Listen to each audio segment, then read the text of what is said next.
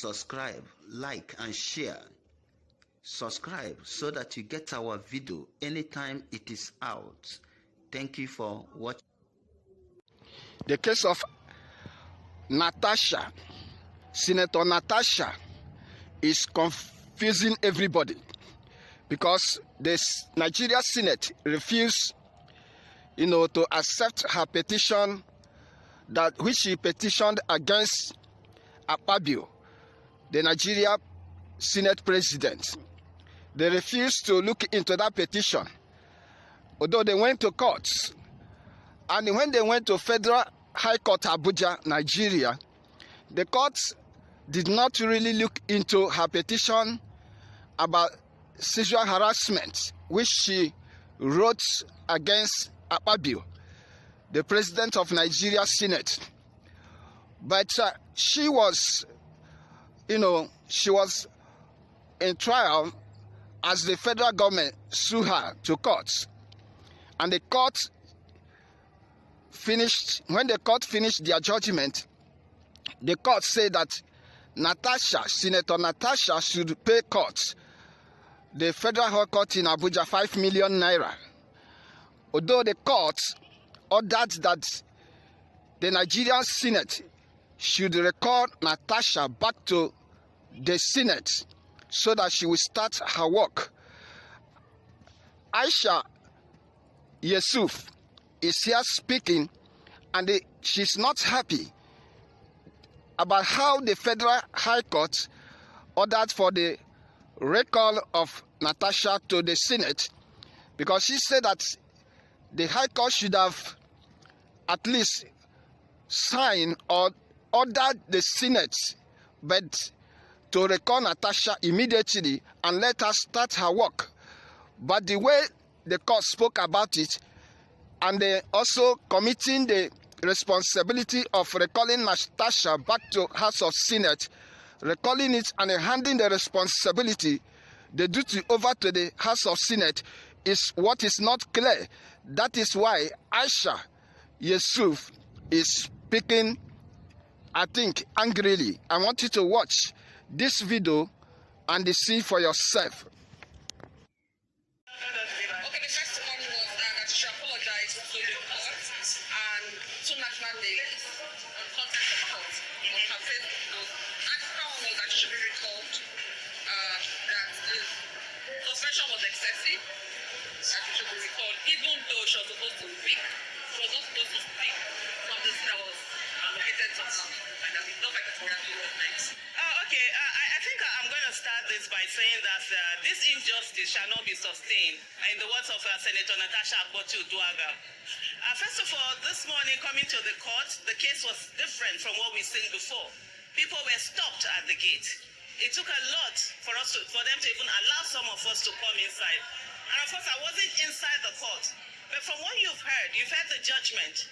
Well, I don't have issues with the court saying that the apology should be made to them. Well, the court has the right to do that as long as the apology is not to the Senate. Well, that's it.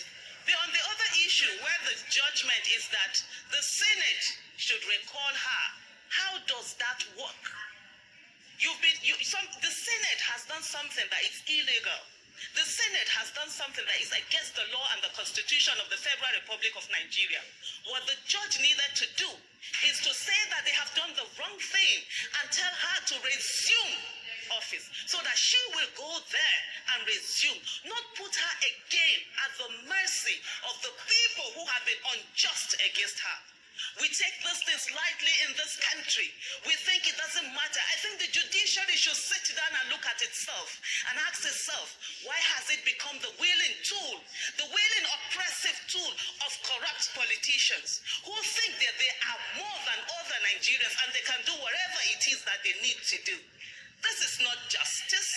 The court has the right to say the same Senate that refused to obey the courts when they were going to suspend her is the same Senate she's given the power, or the judgment is given power to, for them to recall her.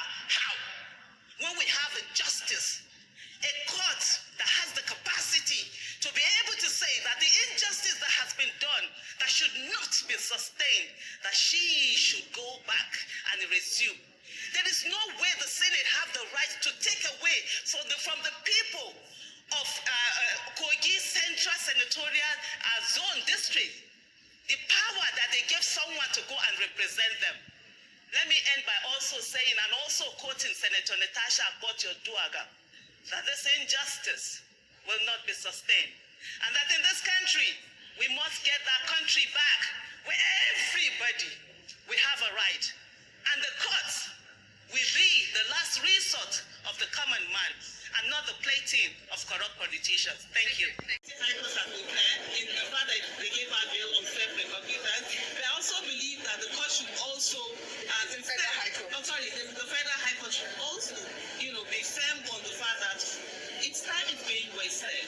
You look at it, this is a case of federal intimidation being allowed to happen. The other day, literally almost similar case was filed at another court that we're at. And it goes to show that there is institutions that are allowing themselves to be used as tool of oppression.